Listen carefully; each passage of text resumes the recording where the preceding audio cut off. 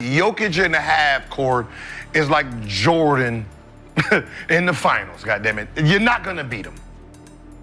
You're just not gonna beat the half court. He is God right here. He's picking you apart. He picks you gotta speed the game up so his big ass gotta run back and forth and hopefully he can get tired. Not getting tired. I know he ain't. To me, he's Magic and Kareem on the floor at the same time. Yeah. He's a guard. He makes great decisions, hell of a pass. And then when he wants to be Kareem, he goes down and dominates. So he's a special player that does a lot of things. Nikola Jokic is climbing the all-time ladder fast, and it's getting uncomfortable for the history books. Every season, every award, every record just stacks higher, pushing past names people once thought were untouchable. His stats aren't just good, they're history shifting, and the league can't look away anymore. Carrying a franchise on his back while making it look easy has turned his legacy from great player into era-defining force. But here's the real tension. How do the legends feel about this rise? Does Jokic really belong in the same breath as the game's sacred names? Look at Joker and how he plays, and this is why he's the best big man in the league. Shaq, he's playing the best of his career. I mean, that's saying a lot. The Joker is balling. Nothing but respect for him. I don't know if he got mad at me last year, but when I said that I think Shea deserved the MVP, but I actually hope he is mad because I love the way he's playing. Like he shoots the three and all that, but he mixes it up. His greatness has sparked non-stop debate, not because he lacks dominance, but because he doesn't dominate the way people expect. Jokic doesn't overpower defenders with raw speed or highlight dunks. He breaks the game with angles, timing, touch, and elite-level vision that bends defenses out of shape. That's where the generational divide kicks in. Older NBA stars came up in an era obsessed with physical force and explosive athleticism. Jokic doesn't fit that mold at all. I would love to play against him. He's good. He's good, right? He's good. There's so many great centers over the history of our game. Man, is he good. I just hope he stays healthy and able to continue to do what he does because he is fun to watch. Probably more so than anybody in the league. It used to be that when the Golden State was healthy, they were really fun to watch. Now I've switched over to Denver. He slows the game down, dissects it, and controls every possession like a chess match. To some, that looks revolutionary. To others, it feels like a break from what greatness used to look like. And then came the moment that shut a lot of people up. Michael Jordan, widely considered the greatest player ever, finally acknowledged Nikola Jokic's impact. In a rare public moment, Jordan praised Jokic's complete skill set and unreal court vision, saying the way he controls the game is something special. That kind of respect doesn't get handed out lightly. When Jordan speaks, the conversation changes. It's just, we've never seen that kind of dominance offensively and even defensively for somebody who doesn't look, who's not athletic. You know, for him to be able to guard the way that he does. I see him, during timeouts, telling his teammates where to be. He's always pointing where they need to go. All shots on the Denver Nuggets, when you're looking at their offense, it obviously goes through him, but everything is in rhythm. With that endorsement, Jokic's place among basketball's elite stopped being a debate and started becoming reality. He isn't just winning games, he's changing how the position is played. And then there's Larry Bird, one of the sharpest basketball minds ever, often compared to Jokic for a reason. Neither relied on flashy athleticism. Both used intelligence, touch, and next-level passing to destroy defenses. Bird did it as a forward, Jokic does it as a center, but the vision is the same. Seeing plays before they happen, making teammates better without forcing anything. Jokic is the best big man in the game. The best player in the game. I apologize, the best player in the game. I like him because as a big man, he's an old school big man and a new school big man. You know, I don't like 7'4" or 5" shooting threes. He has that ability, he goes to it. But when he needs to get in the post, That's where he starts. he goes in the post. He makes his guys great. He's going to play his way. Love the way he plays. If you're enjoying this breakdown, hit subscribe right now because this era deserves to be documented properly. Larry Bird, a man known for respecting pure basketball IQ, hasn't held back when it comes to Nikola Jokic. Bird has spoken highly about Jokic's unique style and quiet dominance, making it clear that this isn't just hype. When someone with Bird's mind gives you praise, it means you're doing something right. Even among the most respected legends ever, Jokic has earned real admiration for how he's reshaped the modern game. Then there's Shaquille O'Neal. Shaq has never been soft on today's big men. He sees himself as the gatekeeper of what he calls the big man standard, and he takes that role seriously. For years, he's been brutal toward modern centers, brushing off their numbers and questioning their impact compared to past giants. But Nikola Jokic forced a rare exception. On the Dan Patrick Show, Shaq openly admitted that Jokic is the best big man of this era. That wasn't hype. That wasn't TV talk. That was respect. He acknowledged Jokic's dominance, his skill, and how different his game really is. And here's the twist.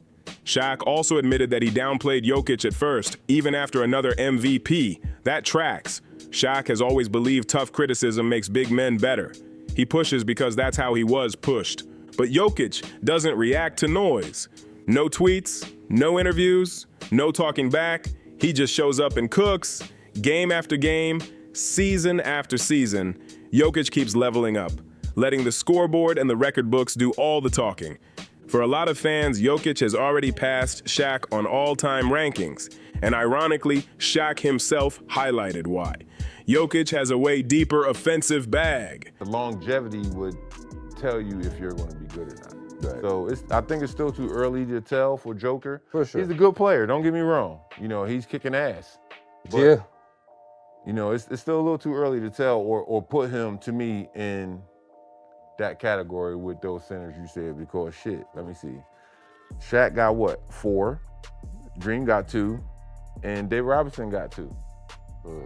So he can post up, pass like a guard, and stretch the floor with elite three-point shooting. That versatility makes him a nightmare to defend. Shaq even pointed out that no center in NBA history has dominated every area of the court like this. Jokic isn't just great, he's changing the blueprint.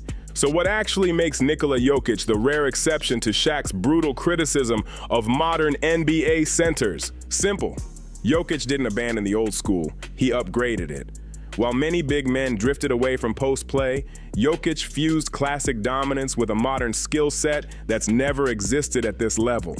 Shaq himself has acknowledged it. Jokic can punish defenders on the block with strength, balance, and footwork, the same way dominant centers used to do it. He seals deep, uses angles, and finishes through contact like a throwback. But that's only the start, because then Jokic breaks the rules. He steps out and hits threes like a guard. I love to play with. He's a problem. I mean, he's a problem. Like he's like Jason Kidd as a point guard. Right. Like those guys don't have to score to affect the game. But he also scores. But he can score. He shoots a 3. What can't he do? I mean, he can't jump. Yeah, he can't jump. He can't jump. And like, you see how big he is? There's no muscle definition on him, and he's just wearing you down, and he's strong. I love him. Yeah. I love him. I don't even know what other words to say. I love him. He becomes a playmaking hub in the post the way Arvydas Sabonis did back in the 90s. And at the top of the key, he runs dribble handoffs, screens, and reads defenses like Domantas Sabonis does in today's NBA. That blend makes Jokic impossible to label. That's why both old heads and modern fans respect him. He speaks both basketball languages fluently. Shaq's own legacy as one of the greatest centers in NBA history was cemented when he arrived in Los Angeles. That move didn't happen by accident. It was orchestrated by Jerry West, the legendary executive known as the Logo. Around that same time, West also took a gamble on a skinny high school kid named Kobe Bryant, proving once again he could see greatness before the world caught up. That's why Jerry West's words matter. He played alongside Wilt Chamberlain, battled Bill Russell, coached Kareem Abdul-Jabbar, and built championship teams around Shaquille O'Neal. He also helped shape the Showtime Lakers, powered by Magic Johnson, the NBA's first truly dominant, oversized playmaker. West has witnessed every evolution of greatness. Yep.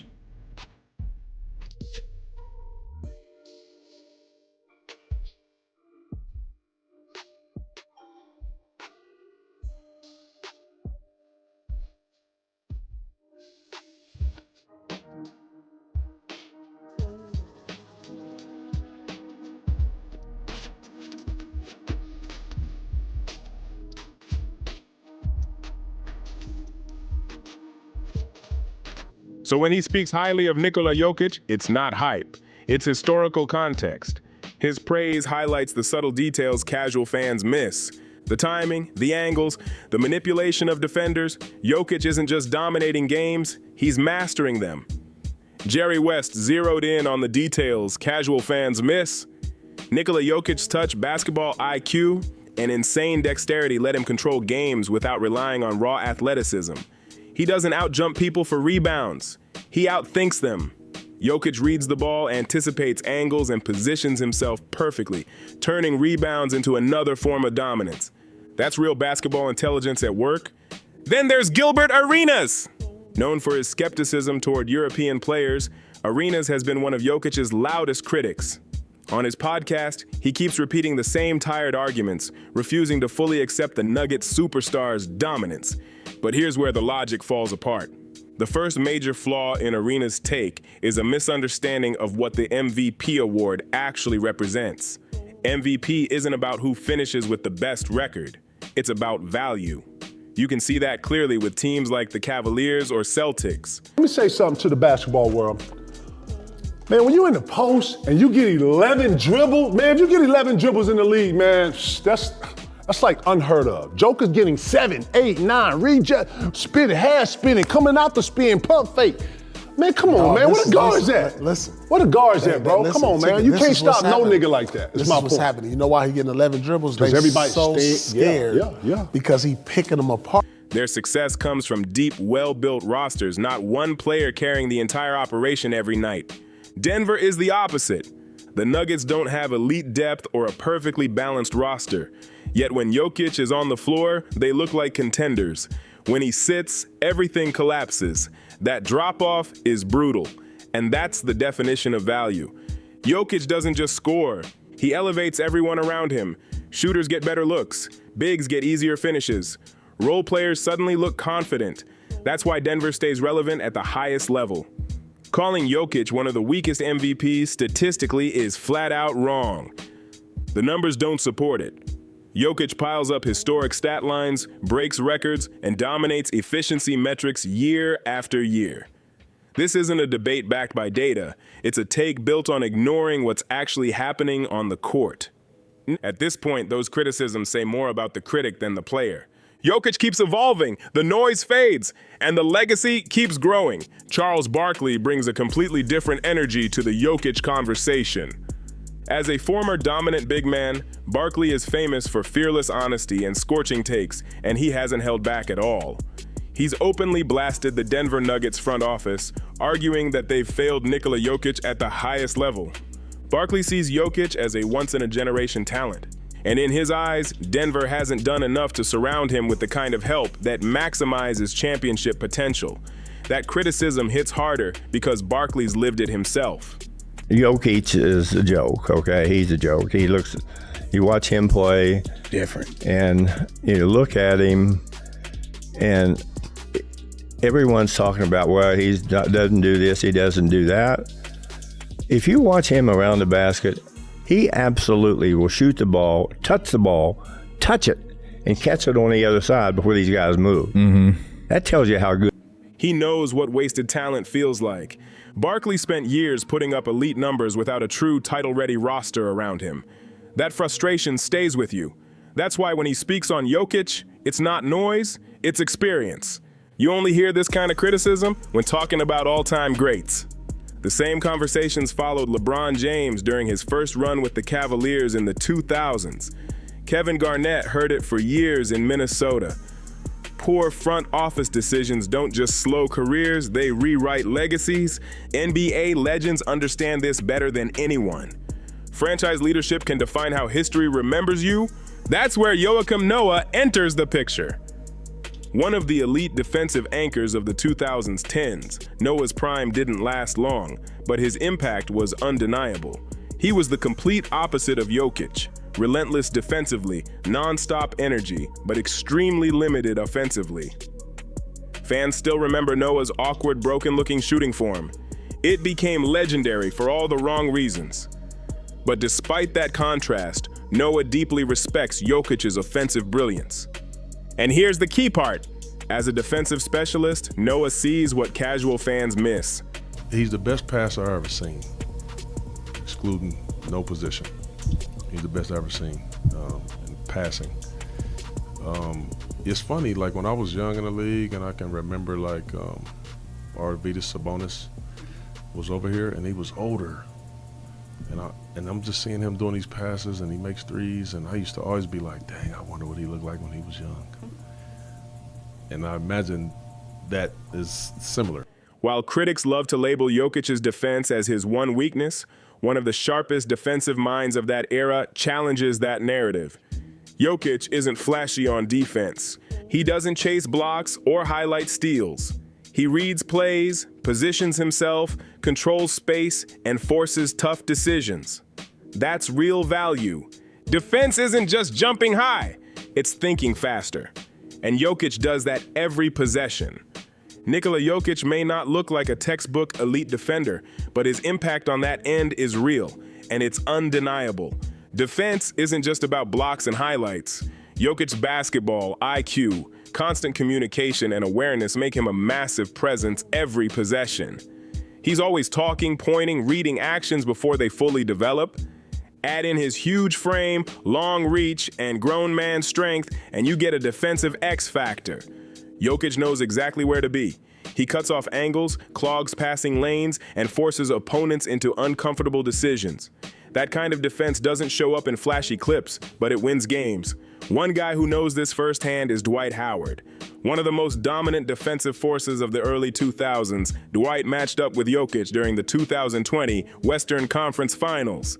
And even with all his size and experience, it wasn't easy. Yeah, they won a championship, but they just let guys go. If you got a guy that great, you got to win some more, because he got another 5 years. When he gets older, his game gonna still be fine, because he's not the most athletic brother in the world. And I'm telling you, you cannot waste this guy's prime. This guy's the best player in the world. Get greedy.